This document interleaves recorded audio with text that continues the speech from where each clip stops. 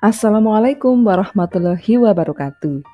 Bertemu kembali dengan saya Bu Septrisa dalam pembelajaran Bahasa Indonesia untuk SMK kelas 10. Yuk ikuti pembelajaran ini dengan baik. Sebelum memulai pembelajaran, Bu Septriza ingin menanyakan terlebih dahulu kesiapan kalian dalam pembelajaran ini. Apa kabar kalian semua? Semoga senantiasa sehat walafiat, agar pembelajaran yang kita dapatkan hari ini dapat bermanfaat untuk kehidupan kita kelak. Yuk ikuti pembelajaran. Pernahkah kalian membaca sebuah cerita lucu?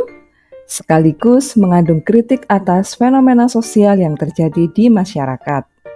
Teks seperti itu disebut dengan anekdot. Di balik humor atau kelucuan yang ditampilkan, anekdot memiliki pesan yang diharapkan dapat memberikan pelajaran kepada khalayak. Oleh karena itu, isi dari cerita sebuah anekdot harus mengangkat tema atau masalah yang benar-benar terjadi dan dirasakan oleh masyarakat. Sebelum mempelajari materi ini lebih jauh, ada baiknya kalian mengetahui siapa mereka. Siapakah mereka? Ya, betul sekali. Mereka adalah seorang komika. Mereka biasanya menyampaikan humor yang di dalamnya mengandung kritik terhadap bangsa Indonesia. Tokoh utamanya biasanya public figure yang ingin mereka sertakan kritikannya.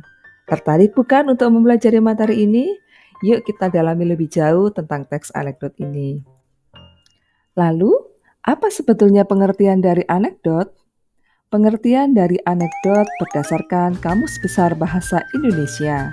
Teks anekdot adalah sebuah cerita singkat yang menarik karena terdapat unsur lucu dan mengesankan.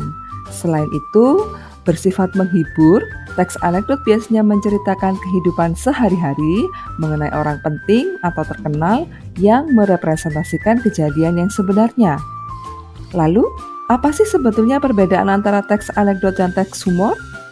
Tidak semua cerita lucu merupakan teks anekdot. Sederhananya, hal yang membedakan teks anekdot dan teks humor yaitu teks anekdot bersumber dari kejadian nyata dan punya tujuan mengkritik. Maka dari itu, jika kalian menemukan sebuah cerita atau teks lucu, coba dilihat secara teliti, karena belum tentu teks atau cerita tersebut merupakan teks anekdot.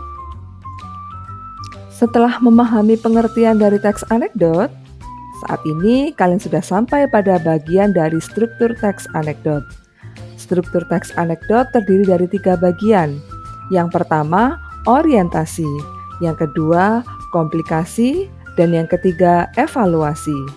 Pada bagian orientasi, berisi pengenalan kondisi atau karakter tokoh, penggambaran hal-hal yang terkait dengan apa, kapan, di mana, siapa, mengapa, bagaimana, dan gambaran tentang masalah yang akan dihadapi oleh tokoh. Yang kedua, yaitu komplikasi.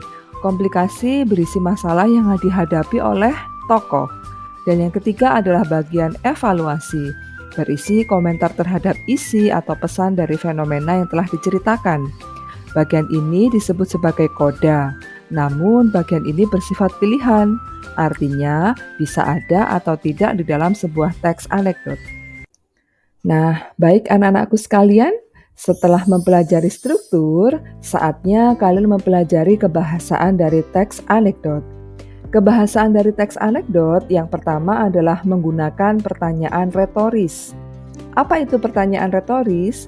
Pertanyaan retoris merupakan pertanyaan yang tidak membutuhkan jawaban. Pertanyaan ini diberikan untuk menyindir, memberikan nasihat, dukungan, atau pesan terhadap orang lain secara halus. Contoh, siapa yang tidak ingin bahagia? Menurutmu, kamu tak pernah berdosa?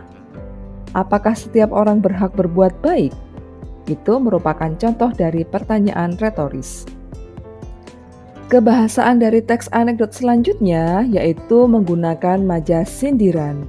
Majas sindiran merupakan kelompok majas yang mengungkapkan maksud atau gagasan dengan cara menyindir. Tujuannya adalah meningkatkan kesan atau makna kata terhadap pembaca.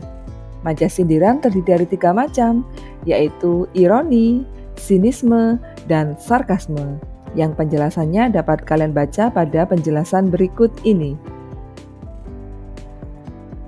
Kebahasaan teks anekdot yang ketiga yaitu menggunakan kata kerja material. Dalam teks anekdot banyak menggunakan kata kerja material. Apa itu kata kerja material? Kata kerja material yaitu kata yang menunjukkan suatu aktivitas. Hal ini terkait dengan tindakan para tokohnya dan alur yang membentuk rangkaian peristiwa atau kegiatan tersebut. Contoh, tatkala melintasi. Kata melintasi merupakan tindakan. Kemudian melihat seekor ikan lele. Melihat juga merupakan kata kerja material. Bagaimana anak-anakku sekalian? Sudah memahami ya tentang pengertian, kemudian struktur dan juga kebahasaan dari teks anekdot. Untuk lebih memahami teks anekdot, kalian bisa membaca contoh teks anekdot berikut.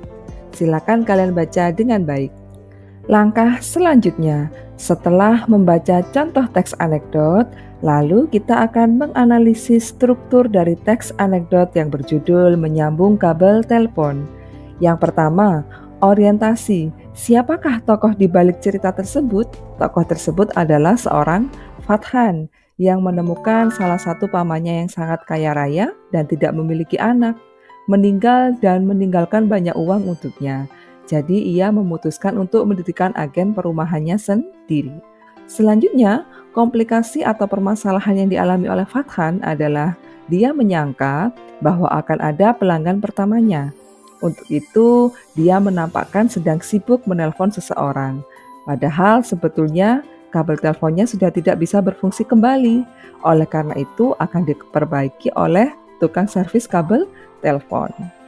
Dan selanjutnya pada bagian evaluasi, pria itu seseorang yang sedang ingin membenarkan kabel teleponnya, melakukan servis pada kabel teleponnya, akan melakukan perbaikan pada telepon yang sedang dipakai oleh Fathan. Oleh karena itu, pemecahan masalahnya adalah Fathan sebetulnya sedang tidak menelpon seseorang karena sebetulnya kabel telepon yang dia gunakan sedang tidak berfungsi. Nah, bagaimana anak-anakku sekalian? Sudah paham ya mengenai materi teks anekdot? Semoga bermanfaat ilmu yang sudah saya sampaikan. Dan selamat berjumpa kembali pada materi selanjutnya. Salam anak-anak hebat. Terima kasih. Wassalamualaikum warahmatullahi wabarakatuh.